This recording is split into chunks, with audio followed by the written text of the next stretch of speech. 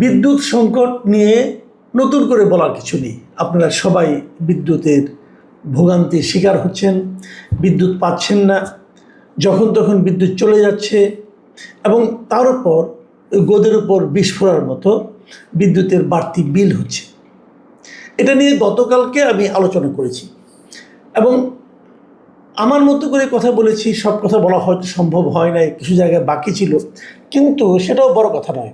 কেউ কেউ আমাকে বলেছেন যে আপনি তো কেবল সমালোচনা করেন, কোনো পরামর্শ তো দিচ্ছেন না, কী করতে হবে সেটা তো বলছেন না। দেখুন, আমি একটা কথা বলি, বলতে অনেকেই পারে। আপনি আজকে বলেন একটা কথা, আমি একটা কথা বলি, একটা পরামর্শ দিই, তখন আবার বলবে কি লোকে জানেন, ওই বড় বড় কথা বসে বসে বলাই যায়, করে দেখান। তো আমি করে দেখাবো কীভাবে? আমি তো করে দেখাতে পারবো না। যারা করবেন তারাই করবেন। আমরা বলতে পারি, আমরা বেসিক্যালি যে কাজটা আমি যেটা করি সেটা হলো গিয়ে সমস্যাটা কোথায় আমি দেখি সেটা আমি আইডেন্টিফাই করি, সমাধান করার দায়িত্ব আপনাদের। তারপরও সাধারণ মানুষ হিসেবে আমাদের কিছু কিন্তু পরামর্শ আছে। আজকে সেরকম দু একটা প্রসঙ্গ নিয়ে আমি একটু কথা বলতে চাই। তার আগে আমি বলে নিই, আজকে আমাদের বিদ্যুৎ মন্ত্রী যিনি আছেন ইকবাল হাসান মাহমুদ টুকু, তার একটা অবস্থান আমার কাছে পছন্দ হয়েছে। সেটা কী অবস্থান? ওনার অসহায়ত্ব, উনি যে অসহায় হয়েছেন এটা উনি আজ প্রকাশ করেছেন। আজকে এই সিপিডির একটা অনুষ্ঠান ছিল, যে বাংলাদেশে জ্বালানি সংকট মোকাবেলা তাৎক্ষণিক অগ্রাধিকার এবং টেকসই জ্বালানি ভবিষ্যতের পথ, এই শিরোনামে তার একটা আলোচনা সভায় উনি অংশ নিয়েছিলেন ভার্চুয়ালি, সরাসরি যাননি, ভার্চুয়ালি নিয়েছেন। এবং ভার্চুয়ালি অংশ নিয়ে তিনি কি বলেছেন সেটা আপনাদেরকে আমি একটু বলতে চাই। তিনি বলেছেন যে ওই যে একটা ভাসমান এলএনজি টার্মিনাল যেটা আছে সেটা নাকি নষ্ট হয়ে গেছে, মেরামত করা হচ্ছে, সেটা মেরামত না হওয়া পর্যন্ত অপেক্ষা করা ছাড়া আর কোনো উপায় নেই। এটা ওনার সরাসরি আত্মসমর্পণ, যে আমার ভাই কিছু করার নাই, ওটা মেরামত করতে হবে, সে পর্যন্ত আমাকে অপেক্ষা করতে হবে। আরেকটা কথা বলেছেন, আর এ পর্যন্ত কী করতে হবে? আপাতত লোডশেডিং ব্যবস্থাপনা করতে হবে। মানে আমার যে বিদ্যুৎ কম আছে, প্রায় 3000 মেগাওয়াট বিদ্যুৎ আসলে প্রতিদিন ঘাটতি হচ্ছে। এটা হিউজ একটা অ্যামাউন্ট। এই 3000 মেগাওয়াট বিদ্যুতের ঘাটতি যেটা আছে, সেই ঘাটতিটাকে আমাকে ম্যানেজ করতে হবে, ম্যানেজমেন্ট করতে হবে। মানে এক জায়গায় 2000 গ্রাম অঞ্চলে 2000 মেগাওয়াট কমাই দিলাম, শহর অঞ্চলে কিছু দিলাম, আবার ঢাকা শহরে আরও কম দিলাম, এরকম করে করে যে ম্যানেজ করা হয়, মানে বিভিন্ন কোথায় কতটুকু প্রয়োজন, এইভাবে এটাকে ম্যানেজ করতে হবে। এই ম্যানেজ করা ছাড়া আমার কাছে আর কোনো উপায় নেই। এটা হলো ওনার একদম সরল আত্মসমর্পণ। যেমন উনি ওনার ভাষায় যদি আমি বলি, উনি কী বলেছেন আসলে হুবহু আমি একটা পত্রিকা পেলাম, সেখানে বলা হচ্ছে, উনি বলেছেন যে এটুকুই বলতে চাই, উই আর ওয়ার্কিং। এই ক্রাইসিসের সময় আসলে এখন আমার কিছু করার নাই, কারণ এখন আমি গ্যাসও উত্তোলন করতে পারবো না, বা উইদাউট FSRU আমার যে গ্যাস আছে সেটাও নামাতে পারবো না। মানে ওই টার্মিনালের মাধ্যমে যে নামাবে সেটাও সে পারতেছে না, ওটাকে মেরামত না করা পর্যন্ত কিছু করা যাবে না। এই মানে ওনার আত্মসমর্পণ আমার ভালো লাগছে, কারণ উনি তো যা বাস্তবতা তাই তো বলবেন। কিন্তু আমার প্রশ্নটা হলো, ওই যে বলছেন যে লোডশেডিং ব্যবস্থাপনা, মানে লোডশেডিং ম্যানেজমেন্ট, এটা আমার কাছে খুব গুরুত্বপূর্ণ মনে হয়েছে।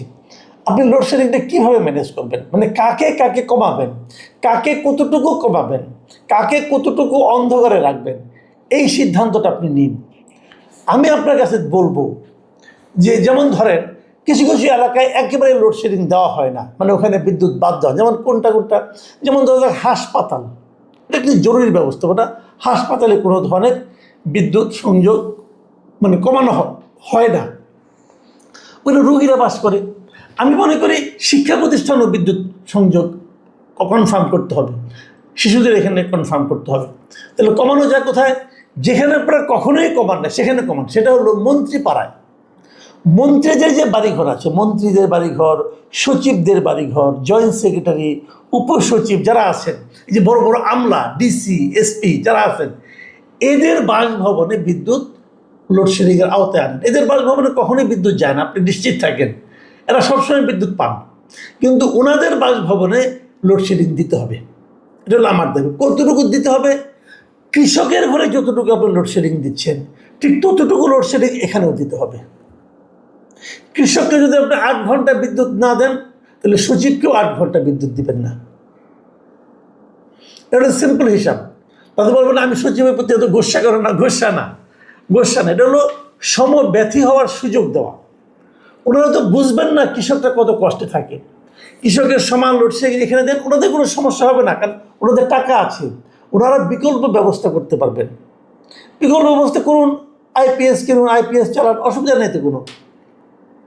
অথবা আপনি নিজের টাকায় জেনারেটর চালান, তাও কোনো আপত্তি নাই। কিন্তু লোডশেডিং যেটা বলি আমরা, সেটা হলো কৃষকের ঘরে যতটুকু আছে তার চেয়ে কম লোডশেডিং শিক্ষা প্রতিষ্ঠান এবং হাসপাতাল এরকম জরুরি কিছু বিষয় ছাড়া আর কোথাও তার চেয়ে কম লোডশেডিং থাকতে পারবে না। এটা হলো ক্লিয়ার করেন আগে। এটা যদি করতে পারেন তাহলে বলবো এটা হবে রিয়েল ম্যানেজমেন্ট। পারবেন কি না আমি জানি না, কিন্তু পারতে পারা উচিত। ওটা যদি করতে পারেন কেবল তাহলেই বলবো যে আপনারা জনগণের সরকার কায়েম করতে পেরেছেন। উনি আরও একটা কথা বলেছেন, সে প্রসঙ্গটা আমি পরে আসছি। ওটা একদিন আগে বলেছেন, সেটা একটা বড় প্রসঙ্গ, সেখানে আমি একটু পরে আসছি। তার আগে আরেকটা কথা বলি। সরকার একটা সিদ্ধান্ত নিয়েছে, প্রধানমন্ত্রীর কার্যালয় সহ 5টা সরকারি দপ্তরে সৌর বিদ্যুৎ ব্যবহারের নির্দেশ দেওয়া হয়েছে। দেখুন, আমি মাঝে মাঝে অনেকে আমাকে বলেন আমি কেন প্রধানমন্ত্রী প্রশংসা করি। এটা এই কারণেই করি যে এই ভদ্রলোক কিন্তু কিছু করার চেষ্টা করতেছেন। উনি কি করেছেন, ওনার নিজের কার্যালয়, তার সঙ্গে উনি যুক্ত করেছেন বঙ্গভবন, মন্ত্রিপরিষদ বিভাগ, তারপরে প্রধানমন্ত্রী কার্যালয় তো আছেই, পরিকল্পনা কমিশন, অর্থ বিভাগের দাপ্তরিক কাজে যত বিদ্যুৎ ব্যবহার হয় তার সিংহভাগ সৌর বিদ্যুৎ ব্যবহার করতে হবে। এই অর্ডার কিন্তু প্রধানমন্ত্রী দিয়েছেন। তো এখানে একটা খালি প্রশ্ন আমার, যে সিংহভাগ বলতে আপনি কী বুঝেন? সিংহভাগ মানে অর্ধেকেরও বেশি। তাহলে মিনিমাম 51% বিদ্যুৎ এখানে যা ব্যবহার হয় তার 51% সৌর বিদ্যুৎ থেকে নিতে হবে। 51% নেই, এটা তো খুব জটিল কোনো ব্যাপার না। এই অফিসগুলো তো দিনের বেলায় খোলা থাকে। আমাদের এখানে দিনের বেলা প্রচুর রোদ থাকে, সৌর বিদ্যুতের ব্যবস্থা করেন। এবং এটা করতে বেশি সময় লাগার কথা না। কিন্তু সৌর বিদ্যুৎ এখন আমাদের এখানে যে ব্যবস্থাপনা আছে দেশে, খুব সহজে এটা করা সম্ভব। তো এটা ইমিডিয়েট করা হোক। এবং এটা আমি তো মনে করি এটা করার জন্য কোনো একটা বিভাগকে যারা আছে তাদেরকে আপনি 3 দিনের সময়সীমা বেঁধে দেন, যে 3 দিনের মধ্যে এটা ইমপ্লিমেন্ট করতে হবে। এবং যে না করতে পারবে দায়িত্ববান ব্যক্তিকে জরিমানা সহ মানে একটা শাস্তি সহ বদলি করে দেন, ডিক্লেয়ার করেন। দেখেন 3 দিনের মধ্যে অনেকটা হয়ে যাবে। কারণ এখানেই না, এই সঙ্গে আপনারা বলুন যে প্রত্যেকটা জেলা প্রশাসক সহ উপজেলা নির্বাহী কর্মকর্তা এবং এখানে যত সরকারি অফিস আছে, সরকারি অফিসগুলোর উপর অনেক জায়গা আছে, ওখানে সৌর প্যানেল ইজিলি সেট আপ করা যাবে। এই সব জায়গায় সৌর বিদ্যুৎ চালু করতে হবে। অর্ডার দিয়ে দেন, 3 দিনের মধ্যে দেখবেন অনেকটা কিন্তু লোড ম্যানেজমেন্ট হয়ে যাবে। কারণ আমরা এলএনজিটা নামাতে পারছি না আমাদের টার্মিনালের কারণে। যখন নামবে তখনও কিন্তু বিদ্যুৎটা কিন্তু ক্রাইসিস থেকেই যাবে। কাজে এটা কিন্তু আপনাদেরকে এখন ইমিডিয়েট করতে হবে। প্রধানমন্ত্রী অনেক সিদ্ধান্ত দিচ্ছেন, বাস্তবায়ন তো করতে হবে। বাস্তবায়ন করে দেখান আপনারা চান। আরেকটা কথা বলি, সেই জিনিসটা হলো আমাদের এই জ্বালানি মন্ত্রী একটা কথা বলেছেন, বিদ্যুৎ মন্ত্রী, সেটা একদিন আগে বলেছিলেন যে ব্যাটারি অটো রিক্সা চার্জের কারণে মধ্যরাতে বিদ্যুৎ সংকট অস্বাভাবিক বাড়ছে। এটা একদম একটা মানে জেনুইন কথা। আপনার যে কোনো শহরে, জেলা শহরে, উপজেলা শহরে, রাজধানী শহরে যেখানে আপনি যাবেন দেখবেন পথ যেটা আছে, রাস্তা যেটা আছে শহরের মধ্যে ব্যাটারি চালিত রিক্সায় ভরে গেছে। তো এই ব্যাটারি চালিত প্রতিটা রিক্সার কিন্তু ব্যাটারিকে চার্জ করতে হয়, রাতের বেলা চার্জ করে। এবং দেখা গেছে যে একটাই ব্যাটারি নাকি চার্জ করতে পারে 90 টাকার মতো লাগে। আমি যতটুকু শুনেছি, সত্য মিথ্যা আমি বলতে পারবো না। তাই যদি হয় তো এই যে এত বিদ্যুৎ ব্যাটারিগুলো সারা চার্জ হতে থাকে, এই সময় কিন্তু বিদ্যুতের একদম পিক আওয়ার, মানুষ কষ্ট থাকে এই বিদ্যুতের কারণে। তো এই বিদ্যুৎগুলিকে থামাতে হবে। আপনি থামাবেন কীভাবে? তার সঙ্গে আমি যুক্ত করি যে ব্যাটারি চালিত যে রিক্সাগুলো আছে এর দাপট আপনাকে কমাতে হবে। কেন এত বেড়ে গেছে? পৃথিবীতে মনে হয় একমাত্র দেশ বাংলাদেশ, যে দেশের রাজধানী শহরে সবচেয়ে বেশি যে যানবাহনটা চলে, যে যানটা চলে, সেই যানের কোনো রেজিস্ট্রেশন নাই। আমাদের সরকার বলতে পারবে না যে দেশে কতগুলি ব্যাটারি চালিত রিক্সা চলে। কেন বলতে পারবে না? সরকারের কি সে ধরনের বিভাগ নাই? আছে। তারা কাজ করে না কেন? একটা বেসিক পয়েন্ট কিন্তু, ঢাকা শহরে কত ব্যাটারি চালিত রিক্সা আছে, তার কারো কাছে কোনো হিসাব নাই, কোনো রেজিস্ট্রেশন দেওয়া হয় না। প্রতিদিন যার ইচ্ছা হচ্ছে একটা করে ব্যাটারি চালিত রিক্সা রাস্তায় নামিয়ে দিচ্ছে, কেউ জিজ্ঞাসা করে না, কেউ থামায় না। এই যে বিষয়টা, এটা যতক্ষণ পর্যন্ত আপনি কনফার্ম করতে না পারবেন ততক্ষণ আইনে শাসন কায়েম করতে পারবেন বলেন? আমি সরাসরি প্রস্তাবটা দিচ্ছি, যেহেতু অনেকে বলে প্রস্তাব দেয় না, প্রস্তাব দিচ্ছি, দেখি এরা সরকার ইমপ্লিমেন্ট করতে পারে কিনা। প্রথম কাজ, দেশের সমস্ত ব্যাটারি চালিত রিক্সার রেজিস্ট্রেশন নাম্বার আপনারা দেন। খুব সিম্পল কাজ কিন্তু। সিটি কর্পোরেশন হলে সিটি কর্পোরেশন দিবে, পৌরসভা হলে পৌরসভা দিবে, ইউনিয়ন পরিষদ হলে ইউনিয়ন পরিষদ দিবে। আপনারা বলেন রেজিস্ট্রেশন ছাড়া কেউ চলতে পারবে না। প্রত্যেকটা ব্যাটারি চালিত রিক্সায় একটা সিরিয়াল নাম্বার আপনারা দিয়ে দেন। সেই সিরিয়াল নাম্বার যে কে মালিক তার নাম থাকতে হবে, মালিকের এনআইডি নাম্বার, মোবাইল নাম্বার এবং মালিকের নাম, এই তিনটা তথ্য প্রত্যেকটা রিক্সার পেছনে বড় বড় করে লেখা থাকতে হবে। মালিকের নাম, এনআইডি নাম্বার এবং মোবাইল নাম্বার থাকতে হবে প্রত্যেকের। ঠিক আছে? আচ্ছা, কেবল তাই না, এগুলি সহ আপনারা রেজিস্ট্রেশন দেবেন। রেজিস্ট্রেশনকে চার্জ দেন, প্রতিটা রিক্সার থেকে 10,000 টাকা রেজিস্ট্রেশন চার্জ দেন। এটা 10,000 টাকা দিয়ে আমি এটা রেজিস্ট্রেশন তোমাকে করতে হবে। তাহলে এই 10,000 টাকা কিন্তু সরকারের ঘরে আসবে, রাজস্ব আসবে। প্রতি মাসে একটা চার্জ দেন, প্রতি মাসে 1,000 টাকা নেন, খুব বেশি টাকা না, এটা 500 টাকা নেন আপনারা। এটাও কিন্তু সরকারের একটা ইনকাম হবে প্রতি মাসে।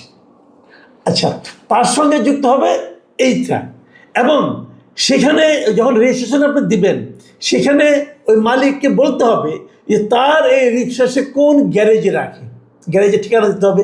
এবং ওই গ্যারেজ সিটি কর্পোরেশন কর্তৃপক্ষ যারা রেজিস্ট্রেশন দিবে তারা যে চেক করবেন যে সেখানে এই গাড়িগুলোর ব্যাটারি চার্জ করার মতো প্লাগ পয়েন্ট আছে কিনা, মিটার আছে কিনা। এই মিটারটা আলাদা মিটার হতে হবে, বাড়ির মিটারে চলবে না। গ্যারেজের মিটার, মানে ব্যাটারি চালিত রিক্সার জন্য আলাদা একটা মিটার থাকতে হবে। তাহলে বিদ্যুৎটা চুরি করার কোনো সুযোগ থাকবে না। তারপরে যে কথা, রিক্সাগুলোকে 2 ভাগে ভাগ করেন। সমস্ত রিক্সাগুলিকে 2টা রং করে দেন, একটা লাল রং, একটা হলো সবুজ রং। সিম্পল। যদি 100টা রিক্সা থাকে তাহলে 50টা লাল রং, 50টা সবুজ রং। এবং বলে দেন যে যেদিন লাল রঙের রিক্সা রাস্তায় নামবে সেদিন সবুজ রঙের রিক্সা নামতে পারবে না।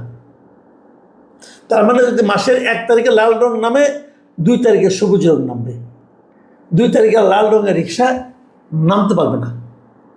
এতে সুবিধা যেটা হবে যে রাতারাতি রিক্সার সংখ্যা কিন্তু রাস্তায় অর্ধেক হয়ে যাবে। এবং যেদিন থেকে লাল রঙের রিক্সা না নামবে ওই দিন তার তো চার্জ করার দরকার পড়বে না। আপনি কিন্তু বিদ্যুতের উপর চাপটা কমে গেল। আর এইগুলো যেহেতু রিক্সা ব্যাটারি চালিত, মানে এটা যন্ত্রের মতোই, তো এই রিক্সা যারা চালাবে তাদেরও ট্রেনিং লাগবে এবং লাইসেন্স লাগবে। এই ব্যবস্থাটা করে দেন, আপনি দেখবেন যে রাতারাতি আপনি একটা সুফল পাবেন। কারণ আপনি তো রিক্সাগুলোকে ভেঙে ফেলতে পারবেন না, কিন্তু অনেক লোকের অনেক ইনভেস্টমেন্ট আছে, অনেক মধ্যবিত্ত এখানে ইনভেস্ট করেছে। কাজেই এগুলিকে আপনি একটা সিস্টেমের মধ্যে নিয়ে আসেন। সুশাসন এটাকে বলে যে যত সমস্যাগুলি আছে সমস্যাগুলিকে আপনি একটা নিয়মের মধ্যে নিয়ে আসেন, তাহলেই কিন্তু আপনি ধরতে পারবেন, নাহলে ধরতে পারবেন না ভাই। তাহলে এরকমভাবেই চলবে, চিৎকার চেঁচামেচি হবে, মানুষের ভোগান্তি হবে, মন্ত্রী 2 হাত তুলে বলবে আমার কিছু করার নাই। মন্ত্রীকে আমি প্রশংসা করলাম, কিন্তু তার সঙ্গে সঙ্গে এটাও বলছি, মন্ত্রী যদি 2 হাত তুলে দেওয়ার অর্থ হলো যে আপনি আসলে ব্যর্থ হয়ে গেছেন। এই ব্যর্থতাও আমরা দেখতে চাই না, কিন্তু এক্ষেত্রে কিছু করার নাই, কারণ বাস্তবতা। কাজে সবগুলো মিলিয়েই আমাদের চলতে হবে। প্রিয় দর্শক, আমরা বরং অপেক্ষা করি, দেখি আমরা বিদ্যুৎ থাকবে না আগামী কয়েকদিন। মন্ত্রী যেহেতু কিছু করার নেই, আমাদের ভোগান্তি অবধারিত, এটা আমাদের নিয়তি, কয়েকদিন মানতে হবে। কি আর করবো, চিৎকার চেঁচামেচি করে তো কোনো লাভ নাই। অতীত স্মৃতিচারণও কেউ করতে চাইবেন, সেটা করেও তো আপাতত কোনো লাভ নেই।